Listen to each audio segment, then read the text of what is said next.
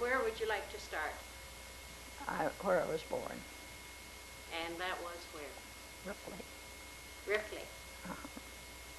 In 1905, and I attended school there, and then I attended normal school in Stratford in 25 and 26. I taught school at Bandlure, and then at Shands at Fergus. Then I got married in 1930, and I didn't teach for a number of years.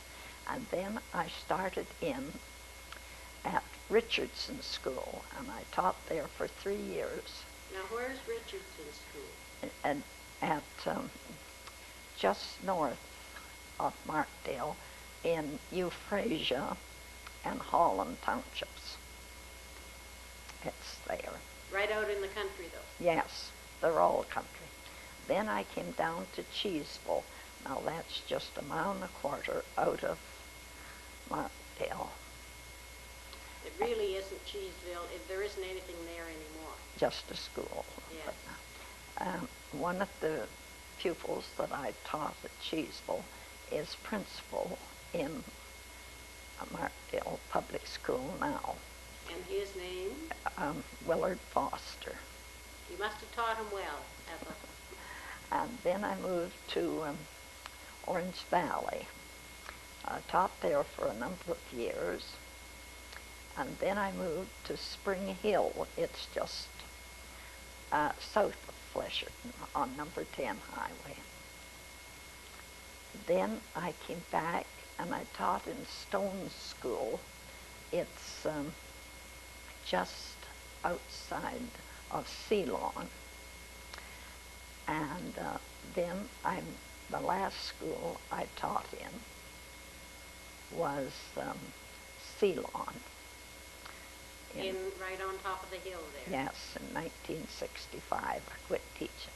My total number of teachings was 26 years and 6 months. And in there someplace you raised a family? Yes. While I was out, before I came back to teaching, I had 3 boys and 1 daughter. The one boy, David, he taught high school in London for over 33 years. And he's retired now? Yes. And then Tom, he farms.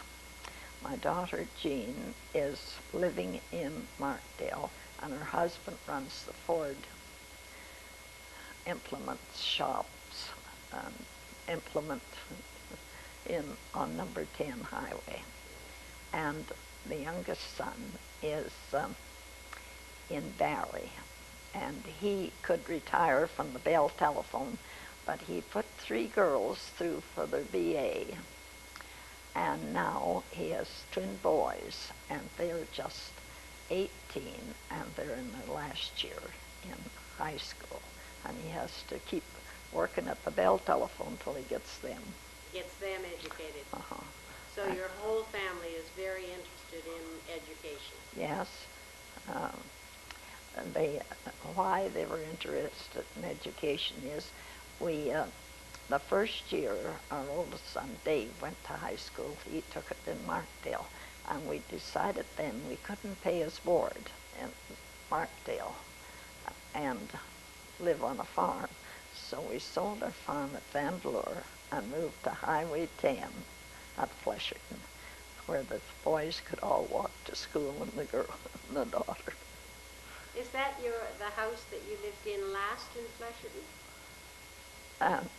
In Flesherton, no, that was on the farm, you mean? Yes. Yes, where Tom is now. Yes, and then we built a house in Flesherton. And during my teaching days at Cheeseville, one day one of the boys asked me if they could eat leeks, and I said, yeah. I said we'd bring it in front of the school. They all wanted to eat leeks. So I told them to get a basket of nice, they had to have them nice and clean and wrapped in foil, and bring them to school, and we'd all eat leeks. And nobody would know that anybody ate leeks because we'd all smell. We all be the same. And after we had finished our eating our leeks and started school, a rap came to the door. And when I went to the door, it was Inspector Ray. And he said, I shook hands and I said, I'm afraid you won't want to come in. We were eating leeks today. He says, I just love leeks. Is there any for me? And I'll come in. And I said, yeah. So they I said, yes, there was some left. So he came in, and the children said, good afternoon, Mr. Ray. And then I told him, and the boy got up and got the basket of leeks, and he sat down and ate two. And he said, may I take some home to my wife? She likes leeks. So the boy said, yes, you can take all in the basket home. So he took them out to the car. And in about 6, 7 years ago, I met Mr. Ray in Hanover, and he told me that spring they were out and had their feet of leeks. He still enjoyed them. Well, he was an extraordinary inspector, wasn't he? Uh-huh. Yes. Yeah, he was a wonderful inspector. And I'll have to look. Howard and I, when the museum opened, of course, we had to be there the first day it opened. And as we walked in, there was Kate McMillan and Mr. Pawson at the door to receive the donations. And Kate says, here is a man that'll have to be a life member. So he took out the checkbook and wrote the check for $100, and we were the first life members of the museum, and I'm still one. Yes, that's quite an honor. Yes, and our plaque was hanging up. I haven't been at the library for a while, the museum for a while, but it was hanging still there. Yes, it certainly should be. Uh-huh. And I'll have to.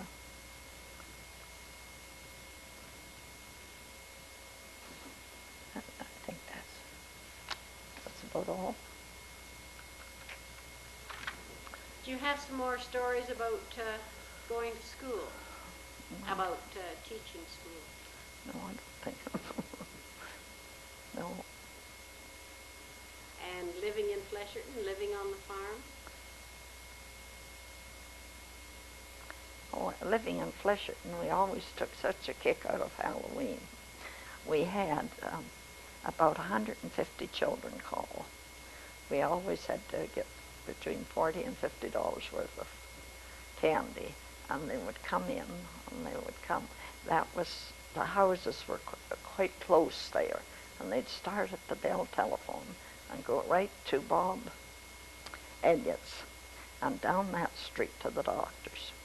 And some of them came from the doctor's up to Bob Elliott's and around. They seemed to know the good streets.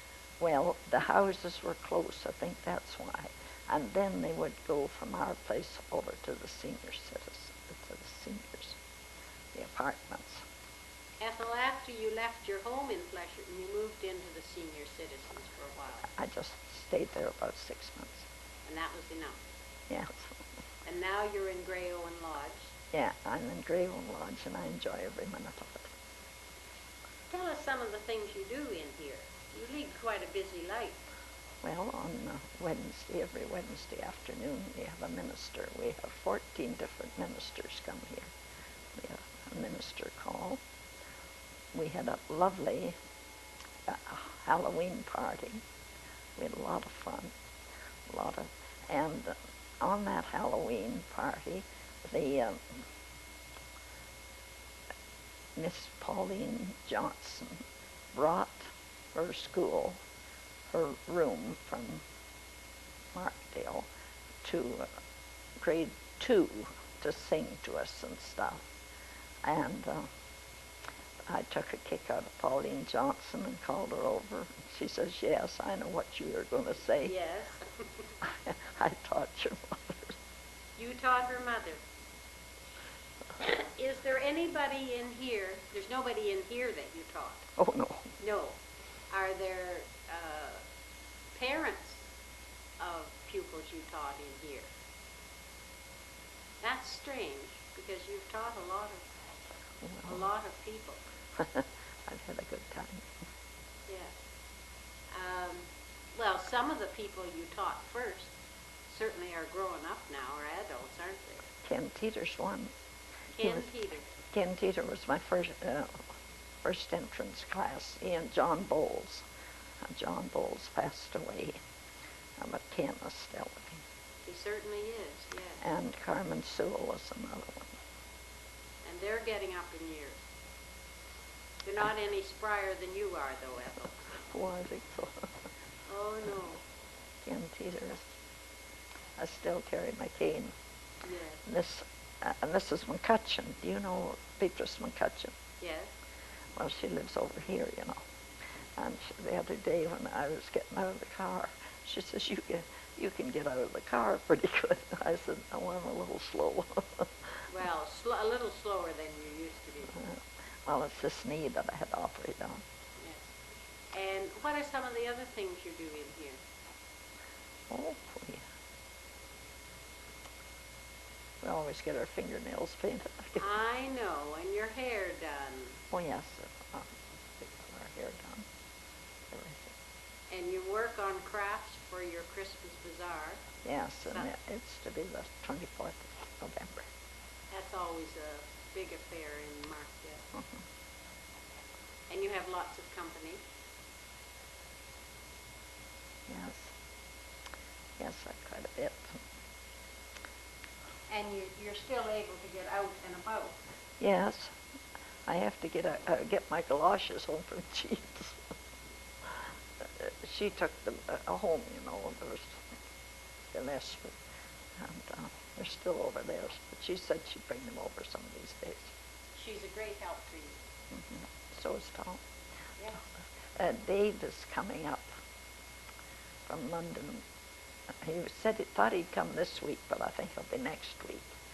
And he's gone over to the Maple Apartments. And there's a lady over there. The last time he was up, she had 35 pair of knits knit for him. And this time there's about 12 pair. And she takes them down to my sisters. I have one sister, and she lives in London. She was trained in Victoria Hospital, and she gives these knits. There's they call them a mission circle, and she gives them out to the needy children, and they have to be needy. One boy came one day, and he said he lost his mitt, and well, this lady that was helping her said, we have a stray one here, here's one. So he had to wear odd mitts, but she said she saw him several times with the odd mitts on. They, you know, they could throw them away and waste them, but they don't. No. And yes, Sunday, when we were watching the Santa Claus parade in London, all these children, I was watching to see what they had on their hands, to see if there was any of those mitts that came from Markdale. Oh, that you would have recognized, yes. But Dave carries them down for them to the mission.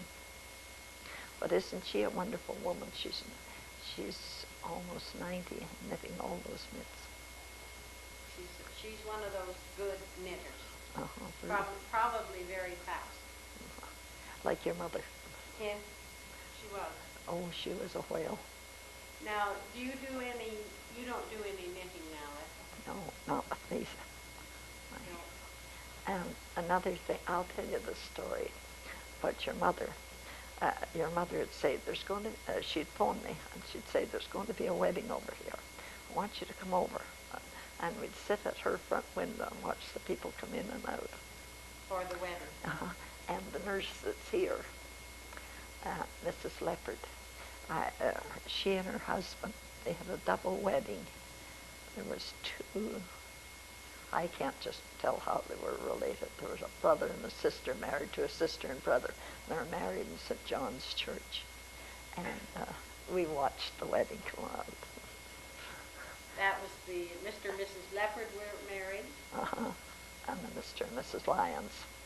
Mr. and Mrs. Lyons. Yes, you see, there was a brother and a sister married, a sister and a brother. Well, people are still doing that, Ethel, you know. They go to see the bride and the bridesmaids and the handsome groom. This is Mrs. Singer. This is Margaret Turney. How do you do?